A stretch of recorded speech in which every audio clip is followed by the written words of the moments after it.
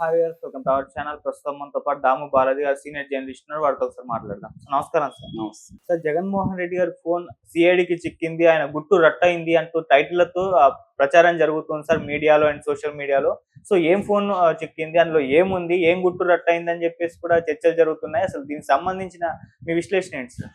Jagan phone సిఐడికి దొరికింది. అందులో ఒక వాట్సాప్ గ్రూప్ ఉంది. ఆ వాట్సాప్ గ్రూప్ లో చాలా విషయాలు చర్చించుకున్నారు. దానివల్ల ఇప్పుడు మొత్తం గుట్టు రట్టు అయిపోయింది.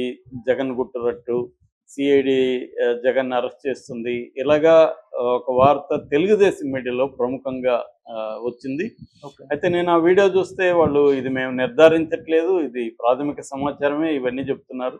నాకు తెలిసి ఏంటంటే తెలుగుదేశం మీడియాకి అసహనం బాగా పెరిగిపోతుంది గత కొంతకాలంగా. మనం ఈనాడు జ్యోతి చూస్తే కూడా తెలుస్తుంది. ఈనాడు జ్యోతిలో రెండు రకాల రోల్ ప్లే చేస్తున్నాయి. ఒకటి ప్రతిపక్ష రోల్, అంటే ఈ తెలుగుదేశం కూటమి ప్రభుత్వంలో ఎమ్మెల్యేలు కావచ్చు, లోకల్ నాయకులు కావచ్చు, ఎక్కడెక్కడ అక్రమాలు చేస్తున్నా కూడా ఈనాడు జ్యోతి ఎత్తి చూపిస్తుంది. నిజానికి అది సాక్షినో లేకపోతే జగన్ మీడియా చేయాలని పని, అది అంత ఎఫెక్టివ్గా చేయట్లేదు. ఆ పని కూడా ఈనాడు జ్యోతిని చేస్తున్నాయి.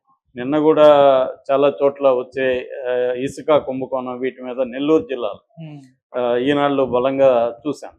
అట్లాగే రెండోది ఏంటంటే వైసీపీ అరాచకాలు ఎక్కడెక్కడ చేస్తున్నాయి, దాని ఎందుకు తెలుగుదేశం వాళ్ళు పట్టించుకోవట్లేదు అనేది కూడా ఈనాడు జ్యోతి చూపిస్తున్నాయి. మనం మొన్న కూడా మాట్లాడుకున్నాం.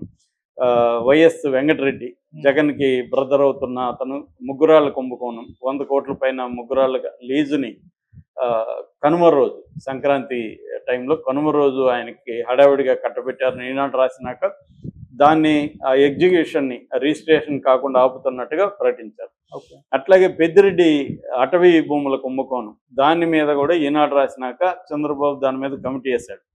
సో ఇలాగే ఈనాడు జ్యోతిలే ఈ రెండు రోల్స్ కూడా, అంటే ప్రతిపక్ష వైసీపీ అరాచకాల్ని ఈనాడు జ్యోతి చూపిస్తుంది. మీరు అరెస్టులు చేయండి బాబు, వీళ్ళవి పట్టించుకోండి అని అడుగుతుంది. ఈ కూటమిలో ఉండే అవినీతి కావచ్చు, అరాచకాలను కూడా ఈనాడు జ్యోతిలో చూపిస్తుంది. ఇప్పుడు ఇది ఈ న్యూస్ అయితే TV5లో వచ్చింది. తెలుగుదేశం TV5 అంటే మనకు తెలుసు, తెలుగుదేశం మీడియా. అది పిఆర్ నాయుడు టీటీడీ బోర్డు చైర్మన్గా ఉన్నాడు.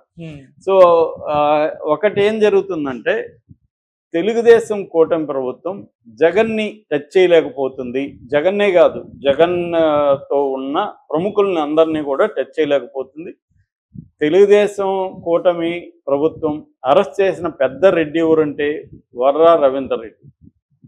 ఆ స్థాయి రెడ్డిలను మాత్రమే అరెస్ట్ చేయగలిగింది తప్ప అంతకంటే పెద్ద రెడ్డిని ఎవరిని అరెస్ట్ చేయలే. ఎందుకంటే ఇప్పుడు పెద్దారెడ్డి ఉన్నాడు, పెద్దారెడ్డి వచ్చి ఇక్కడ దాని తాడిపత్రి, పెద్దిరెడ్డి ఏమో పొంగునూరు, పెద్దిరెడ్డి రామచంద్రారెడ్డి, తర్వాత రోజారెడ్డి, దాని తర్వాత నాని, కొడాలి నాని, ఆయన రెడ్డి కాదనుకో, కొడాలి నాని, ఒక ఆయన పేరేమో వల్లభనేని వంశీ. ఇలాగా రెడ్లు కావచ్చు, లేకపోతే ఎవరైనా ఎనీ కాపు కావచ్చు. జగన్ ప్రభుత్వంలో అనేక అరాచకాలు చేసిన వాళ్ళు, చంద్రబాబుని, లోకేష్ని వ్యక్తిగతంగా, చంద్రబాబు ఫ్యామిలీలో ఉండే భువనేశ్వర్ లాంటి స్త్రీలను కూడా వ్యక్తిగతంగా చాలా నీచంగా మాట్లాడిన కొడాలి నాని, వల్లభనేని వంశీ లాంటి వాళ్ళని ఎవరి జోలికి ఇప్పటి వరకు వెళ్ళలేదు. ఊరికే హడావిడి చేస్తుంది. నన్ను వదిలితే తమిళ సినిమాలో ఉంటాయేమో కొన్ని జోకులు, నన్ను వదలని, అతన్ని ఎవరు పట్టుకొని ఉంటారు, కానీ నన్ను వదలని అనే ఎగురుతూ ఉంటారు. నిన్ను ఎవరు పట్టుకోలేదురా అని చెప్తుంటారు. అలాగా ఉంది ఇప్పుడు వీళ్ళు. అంటే ఇప్పుడు ఫర్ ఎగ్జాంపుల్ చంద్రబాబు మధ్య ఏమో స్టేట్మెంట్ ఇచ్చాడు, జగన్ లడ్డులాగా నాకు అదాని కేసులో దొరికాడు, అయినా నేను రివెంజ్ ఇది కాదు నాది అని ఏదో కథ చెప్తున్నాడు. క్లియర్గా మనకు తెలుసు, అదాని కేసులో జగన్ పేరు డైరెక్ట్గా చెప్పకపోయినా అమెరికన్ ప్రభుత్వం కావచ్చు, అక్కడ ఇన్వెస్టిగేటివ్ ఏజెన్సీలు జగన్ని ఇండైరెక్ట్గానే జగనే అని చెప్పాయి. ఎందుకంటే అక్కడ పబ్లిక్ అఫీషియల్ అని వాడతారు వాళ్ళు, సీఎంలను కూడా. పబ్లిక్ అఫీషియల్ నెంబర్ 1 అంటే ఎవరు? జగనే కదా. జగన్ పేరు వాడకపోయిండొచ్చు, ఆయనకి డబ్బులు 1750 కోట్లు అదాని ఇచ్చినాడని చెప్తున్నాయి. అది చాలు కదా ఈయనకి అరెస్ట్ చేయడానికి, కేసు పెట్టడానికి. ఎందుకు పెట్టట్లేదు అంటే, అదానిని ఈయన్ని పెడితే ఇచ్చిన వాడిని కూడా పెట్టాలిగా, తీసుకున్న వాడినే పెడితే ఎలాగా? అదాని మీదకి వెళ్ళాలి. అదాని మీదకి వెళ్ళి అదాని పోర్టులకి జగన్ ఇచ్చిన లైసెన్సులు రద్దు చేయగలరా, ఆపగలరా? ఆపలేరు. కాబట్టి అదాని జోలికి వెళ్ళగలరా? అదాని అంటే మోడీ జోలికి వెళ్ళినట్టు. మోడీ జోలికి వెళ్ళే దమ్ము చంద్రబాబు ఉందా? లేదు. సో ఇక్కడ ఏంటంటే చంద్రబాబు ప్రభుత్వంలో ఎప్పుడూ లేనంత బలహీనంగా చంద్రబాబు ఇవాళ ఉన్నాడనేది తెలుగుదేశం వాళ్ళే ఇది చేస్తున్నారు. అందువల్ల ఈ న్యూస్ కింద కూడా టీవీ5లో ఈ న్యూస్ వచ్చింది కదా, సిఐడి చేతిలోకి జగన్ ఫోన్ అని.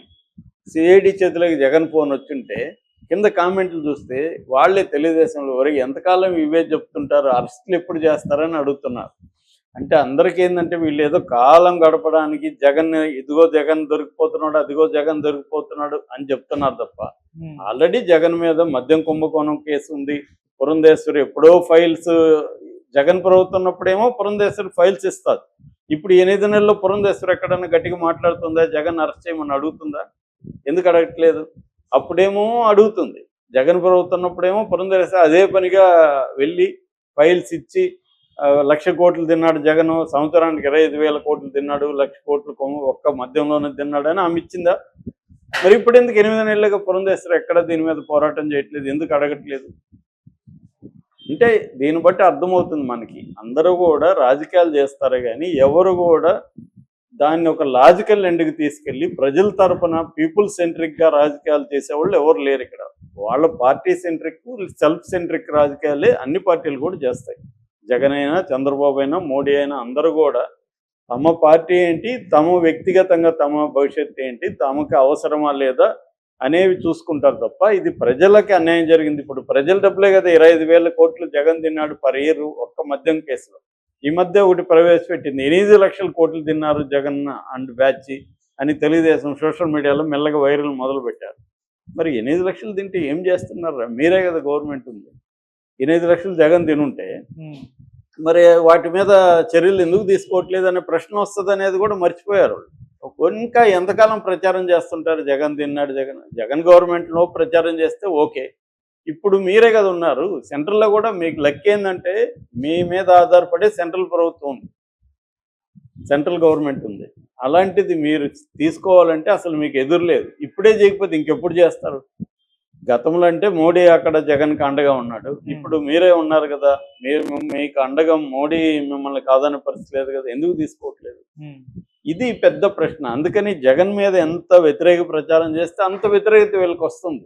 ఎక్కడి నుంచి? తెలుగుదేశం కేడర్ నుంచి, తెలుగుదేశం నాయకుల నుంచే వస్తుంది వ్యతిరేకత. ఎందుకంటే ఆ వైపుగా ఏమీ తీసుకోలేని పరిస్థితి అనేది తేలిపోయింది. ఒక పక్క పవన్ కళ్యాణ్ని కంట్రోల్ చేయలేని పరిస్థితి చంద్రబాబు. ఎందుకంటే పవన్ కళ్యాణ్కి పోటీగా లోకేష్ని డిప్యూటీ సీఎం కావాలని తెలుగుదేశంలోనే ఒక బలమైన వర్గమే, పాలిట్ బ్యూరో మెంబర్లు, ఎక్స్ మినిస్టర్లే మాట్లాడారు. చివరికి దావోస్లో మినిస్టర్ టీజీ భరతే మాట్లాడాడు.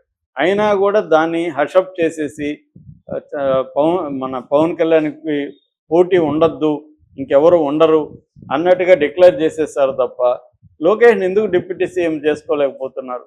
అంటే ఒక లోకేష్నే డిప్యూటీ సీఎం చేసుకోలేని చంద్రబాబు జగన్ మీద చర్యలు తీసుకునే పరిస్థితిలో ఉన్నాడా? లేడు. ఎందుకంటే మోడీ జగన్కి ఫేవర్గా ఉంటున్నాడు. ఇప్పటికీ మోడీ కారణాలు మోడీకి ఉన్నాయి కాబట్టి జగన్ని టచ్ చేసే పరిస్థితి చంద్రబాబుకి లేదు ఇప్పటి వరకు. అయితే నెక్స్ట్ ఏం జరుగుతుందో చూడాలి. అంటే మోడీ పర్మిషన్ లేకుండా జగన్ టచ్ చేయలేడు.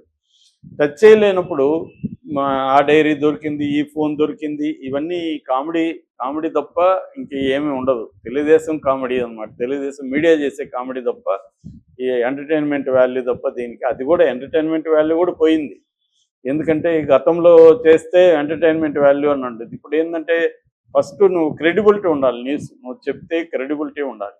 క్రెడిబిలిటీ లేని, మినిమం క్రెడిబిలిటీ కూడా లేకుండా చెప్తా ఉంటే ఏం లాభం? జగన్ ఫోన్ సిఐడి దొరికిందో లేదో కూడా నిర్ధారించట్లే. ప్రాథమిక సమాచారం నేను నిర్ధారించట్లేదు అంటున్నారు. నిర్ధారించినప్పుడు ఎందుకు ఆ న్యూస్? కాబట్టి సిఐడి రఘురామకృష్ణరాజు కేసు ఏమైంది? సిఐడి అధికారులు రఘురామకృష్ణ టార్చర్ పెట్టారనేది ఆయన చెప్తున్నాడు. కేసు పెట్టాడు. ఇప్పటి వరకు A1, A2, A3 ముగ్గురిని అరెస్ట్ చేయలేదు.